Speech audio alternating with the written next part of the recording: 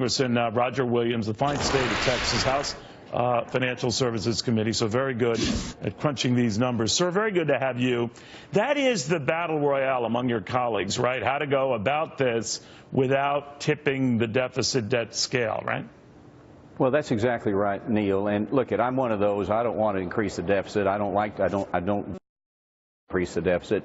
But at the same time, my district wants Obamacare gone, and this is a vehicle to allow us to begin the process to move Obamacare and begin to create a situation that's really better for the taxpayers. And I think eventually, when we talk about a deficit, there's a lot of things we can do to get our books back in line, but also a lot of cuts we can make too. Nobody seems to talk about cuts. We talk about cash flow, but not cuts, and we need to talk about both.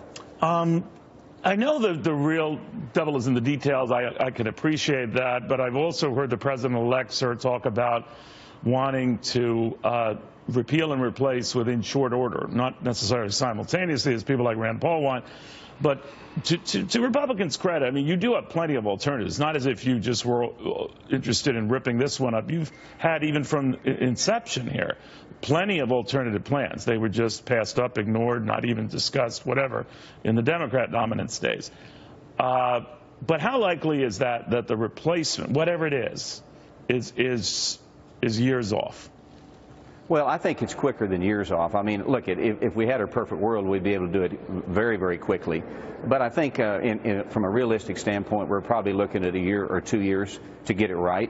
President Trump has said he wants to repeal and replace at the same time. I'm for that. You know, I want to see things like I want individuals own their own health care, not the government, not their employers. Shop across state lines, prices down, services up. You know, and these kind of things that we talk about so much. So I think that we'll be able to move quickly. Once we get this reconciliation done, we'll be able to again get the big machine moving and show the American public that we can bring this all together at one time. Congressman, I know a lot of things that you guys want to keep, the coverage for pre-existing conditions, maybe keeping kids on their parents' policy a little longer. But I know you also want to get rid of some of the onerous taxes in this, the right. Medicare surtax, the tax that hits upper income folks to support this. And already that's been played by Democrats and many in the mainstream media as a tax giveaway to the rich. How do you play against that?